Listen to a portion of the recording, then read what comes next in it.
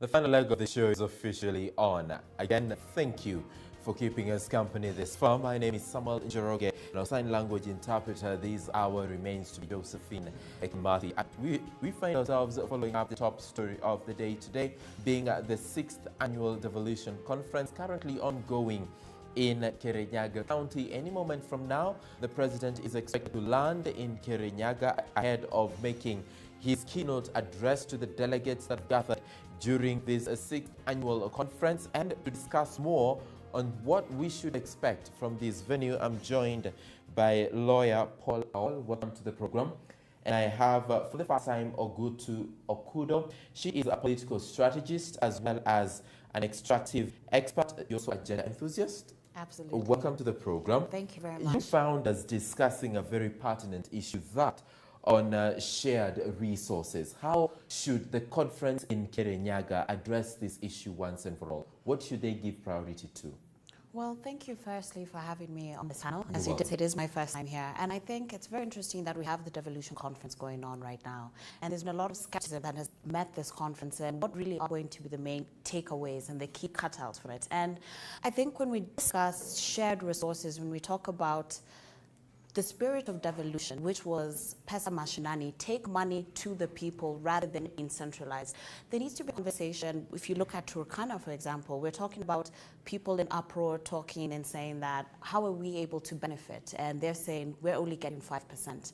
And you look at countries all around the world and you're able to see how this different analogy is going across. You look at countries, for example, Nigeria, who have had devolution for the longest time, and we're already seeing conversations sparring there about we as a county want to be able to develop our resources and then give a percentage to the national government. So I think in the spirit of all of it, I think it's important that I hope the members present there, the governors there, are able to also look at best case examples around the world, around the continent, to be able to learn and see the importance of shared resources and how to go about it in a way that's very transparent, accountable, and can actually be monitored from conception to implementation. Conception to implementation. Paul, is there any need to have a devolution conference?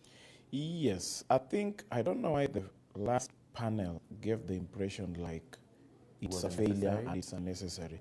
I've had the opportunity of attending 2 or 3 devolution conferences, and when you get there, first thing that happens is that all the 47 counties showcase how did they find the best, what have they managed to do, what are the key things they're keen on, and from them you really, really learn a lot. You get a county that says that when devolution began, we had certain dispensaries that were even 40, 50 kilometers apart. We've managed to bridge the gap such that at least mothers cannot travel more than 5 kilometers without getting a hospital or a dispensary. You get a county that says that when we got in, we only had 10 kilometers of pipe to water. Right now, we've done another 300 kilometers of pipe to water. So to me, I think it is one of the places where you also even get to see. You know, the problem with the press is that somehow the press only reports what they're able to get into, or what they pay to get the information, or what is in their interest to report. But if you get to the devolution conference, you really learn a lot, and you really get to know that even little money like 2 million, 5 million can really do a lot and develop this country. Sometimes you see, you even tend to think that it's only the national government that is building this country. You go to the devolution conference, you even see how counties have managed to even just gravel the roads or make the roads motorable. You get impressed, and you get, like, for example, the areas in this country, if it rains, then you have to wait for 2 or 3 days for you to come out of that village to access the main road. You go to the devolution conference and you realize that, oh, right now you can access the parts of this country. So to me, I think it's one of those conferences that make a lot of sense to me, because it's where we share experiences, it's where we learn from each other that this needs to be done, this is the way to go, and this is the priority. And it's also where you also learn that your governor or your county government has been taking you for a ride. Like, for example, you get in some counties where they come and say that we've done this stadium at a cost of 100 million. You go to your county, they say we've already spent 130 million, and you can't really see the comparison. You get a situation where you say, oh, then now we really need to engage or look at things differently in our county. And in this particular case, what do we need to relook at? What do we need to treat differently? Yes, as much as I think also we don't have a real system of auditing or of saying that, fine, these are the report from the counties. This is the report from the Devolution Conference. There is not that obligation that even if you realize that this is what we need to concentrate on, that it actually goes to be implemented. For example, Devolution Conference is coming at a time where we have Agenda 4, where now we expect that if the president is there, he needs to fuse his dreams and his vision of Agenda 4 with the counties. For example, you realize that when it comes to health, the national government, through the Ministry of Health, has more than 90% of the health budget, but the dispensaries and the hospitals are with the counties. You begin asking yourself, why are they not working together? Why is the president not giving the county money to do this? You've seen, for example, the governor of Kirinyaga saying, the food in Nairobi, almost 60-70% of it comes from Kirinyaga. I agree. Whether they are tomatoes, whether they are cabbages, all that. But you don't really see the national government input. When the national government, instead of supporting Kirinyaga, so that now we say, fine, instead of Kirinyaga only supplying the agricultural products to Nairobi, they should take some to Mombasa. Okay. They should take some to Kisumu. Just hold that thought. I'd like us to interact with Kirinyaga County, where the 6th Annual Devolution Conference is currently ongoing. We will run by you two images. To the top of your screen, that is inside the conference, where delegates are seated, expecting the president to get there anytime soon. Currently, conversations are happening, all related to devolution. We've had people address this very gathering so far. And to the bottom of your screen, that is the point at which the president will make his landing. Anytime from now, he's going via air. Once he gets to Kirinyaga, then he will make his way via road to the conference place or the conference venue. We have our reporter, Daniel Karaoke, together with a crew that is monitoring events as they happen in Kirinyaga County. I'm not so sure whether I'm able to interact with Daniel right about now for just an update on what exactly has been the situation so far, what we can expect moving forward. These are things that he's been telling us the course of the daily brief. But then again, has there been any developments since we spoke to him last? Remember, this is the 6th Annual Devolution Conference, the theme being Deliver, Transform, Measure, and Remain. And while doing all this, remaining accountable. Daniel, if you can hear me, kindly bring us up to speed with any developments that have transpired since we last interacted on air, Daniel. Thank you very much, Samuel, and I'm getting you very clearly. And you've said it right that the devolution, the 6th Annual Devolution Conference is underway here at Kirinyaga University. And as we speak right now, the conversation that is going on, or the discussion going on right now, is of the universal healthcare. Several governors just articulating issues to do with the universal healthcare. Governor Njoroge of Kisumu County, Governor, also we have Nyeri Governor, who is also giving us a highlight. We also have Siolo Governor, who is also giving key highlight about the universal healthcare in his county, and the moderator is Senator Margaret Kamal, Senator was in Gishu County. But where I'm standing right now is where the president is expected to actually to be received. The delegates, or other leaders from different counties, among them the Council Governor Wycliffe Ambetsa Oparanya, and also the Senator Speaker Ken Lusaka, the Vice Chair of the CUG, that is Mwangi Wairia, and also Kifudha Kibwana, who is of the Council of. You can also see the women of Kirinyaga County, Ngirishi, is also here to welcome the president, and the minority and the majority leaders in the Senate, Kipchumba Murkomen and James Orengo, respectively, and the governor for Kajiado County, Josephat Nano, rather the governor for Kajiado County, the governor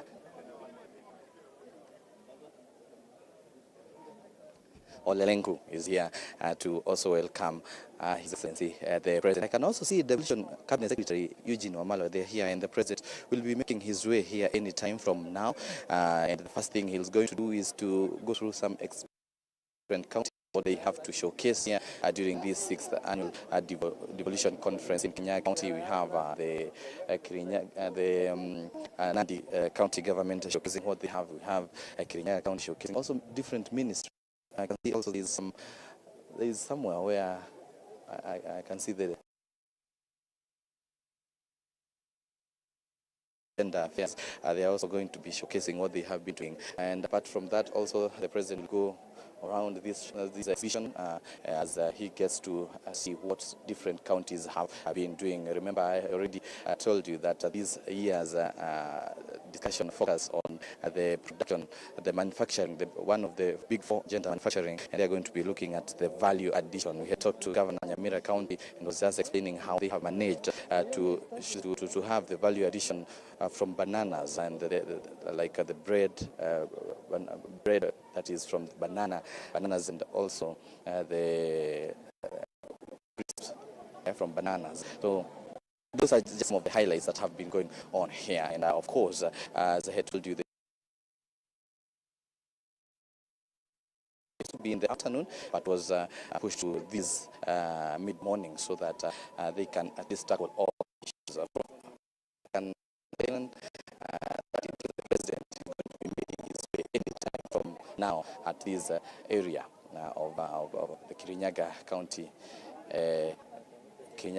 County government, or rather the Kirinyaga University, the host, or rather the venue of the Devolution Conference. From far, I can see the Kirinyaga County Governor, Anway, I think she had gone so that she could welcome the president where he was expected to land here in Kirinyaga County. And the president is already here. From far, you can see his motorcade has already arrived. Has to be making his way through the exhibition here as he gets to see what the county governments have to showcase.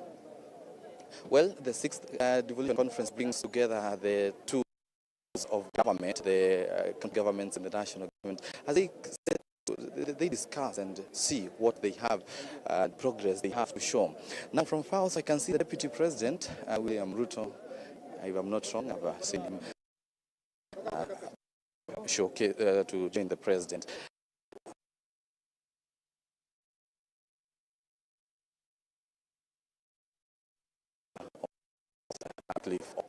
And Deputy President also is here alongside the president. That is part of the team that was welcoming President Uhuru Kenyatta here to the 6th Annual Devolution Conference. And I have already told you he's accompanied by the President William Ruto, who, by the way, was expected to officially close this conference this Thursday. But now he's already here, so we get to show this. Well, the security has to take. The security has to ensure that everything is in order. So as you see some of these shots being so shaky. Well, we are trying to make this is the place. I'm telling that his way in, he's going to be saying this. This is the Wedesha Kirinyaga. This is Kirinyaga County. Is going to be getting to see this. These are showcased by Kirinyaga County government on the public works, manufacturing, agriculture, and environment.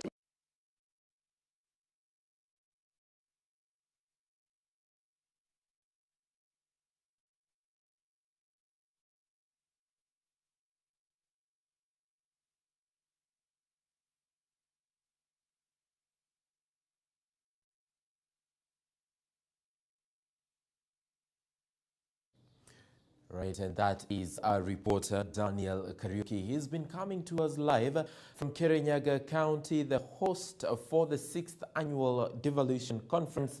From what we've been able to gather from Daniel is that arrival of the president is, or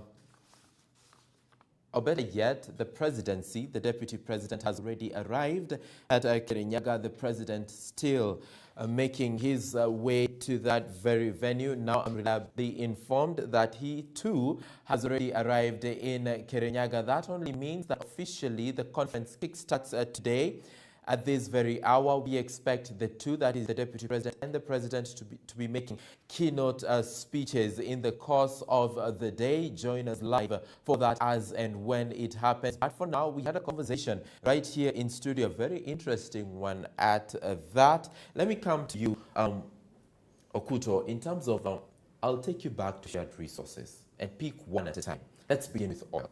Okay. In Turkana, what is the issue? Or better yet, how do we go about addressing the issues that currently exist?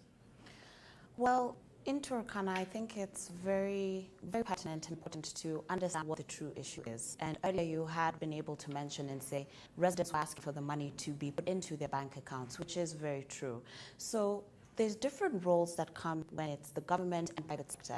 And you have to be able to marry the two as well as with community. It's a triangular theory if you want any project to be a success. So when we're looking at Turkana, it's very obvious that community consultations, which are the role of the government, were not carried out adequately. Because if they had been carried out adequately, we would be seeing a whole different situation and a different narrative. And why this is very important, as a country that's hoping to be an oil-producing nation by the year 2021, 2022, we need to make sure that we have the right jurisprudence in place to ensure that we avoid the resource curse which has followed Africa for such a long time.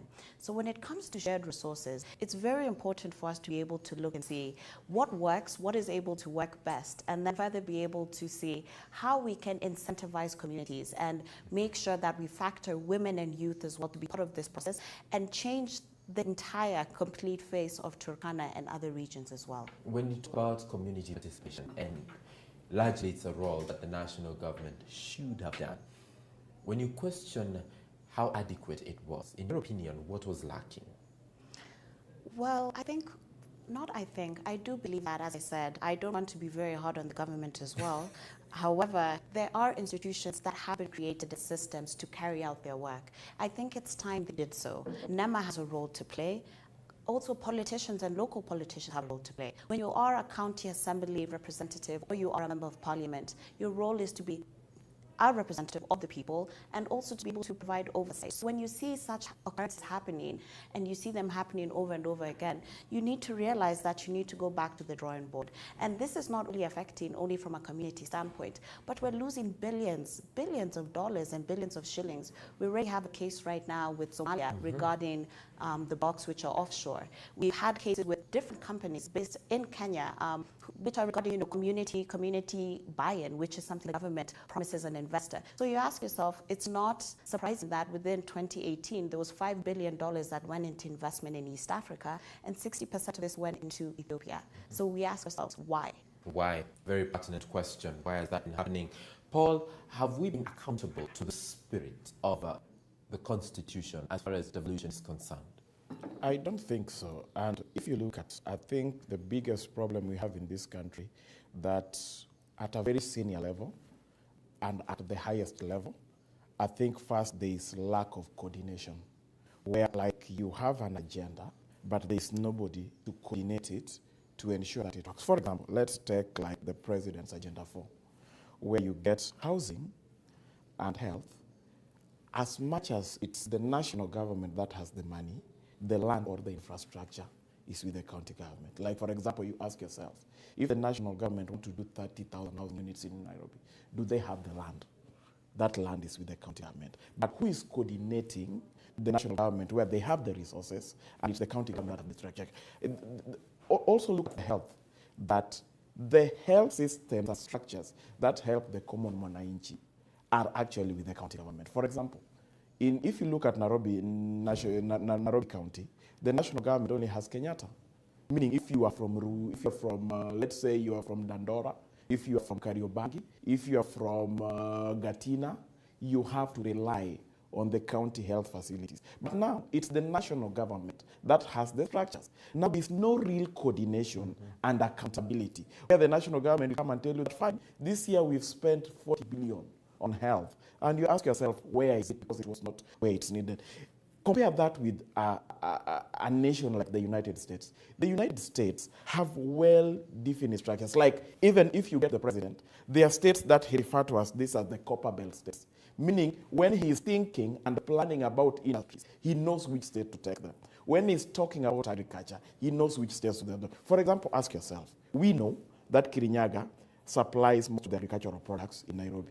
But the national government comes up with a project called Galana Kulani, where we lose billions. First of all, they are not experts in that area, but they have the resources. They take it somewhere else where they go and mismanage it. So I tend to think that the lack of accountability, and it won't only be at the national level, it will also go down to the county level, where you get yourself where the governors don't get the right people to do the right job and actually make the resources accountable. Does that then make the governors the right people to do the job?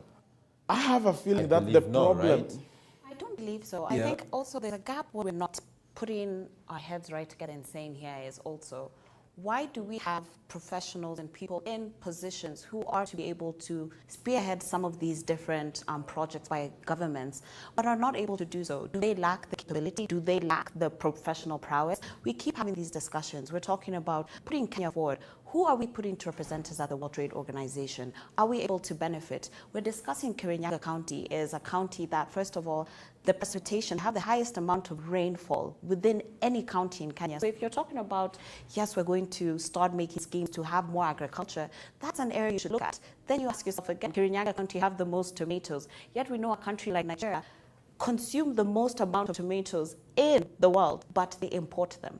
So why is Kenya not leveraging from a trade standpoint with Nigeria? So where does the national government come in? And I completely agree with them when we say there needs to be a marrying. There needs to be some sort of coordination between the national governments and the county governments so that the national government can also further incentivize what these counties are doing and be able to push this to a greater agenda. As the US, there's different places that are known for different kinds of industry. You have New York being a financial district, and you have California being mainly focused on technology. What are we doing? But then you also have to ask yourself, in Kenya, research and development takes less than 1% of our national budget. Yet we're trying to leapfrog from being a middle income economy country and being able to go further. So how should we do this if we don't? Do you know where the irony is? At the center of the conversations that are happening in Kirinyaga is something about value addition and innovation. Yet it takes less than 1% of our focus. Yes. Let's take a break, guys. And when we come back, more on the Devolution Conference. But before we take a break, let's run these images by you where the President and the Deputy President are touring various exhibition centers mounted at Kirinyaga University, the venue of the 6th Annual Devolution Conference. There you have it, the images you have right there on your screen. That is the President and the Deputy President touring various exhibition points that have been mounted in Kirinyaga County. We will be back with more on the Devolution Conference immediately after this break.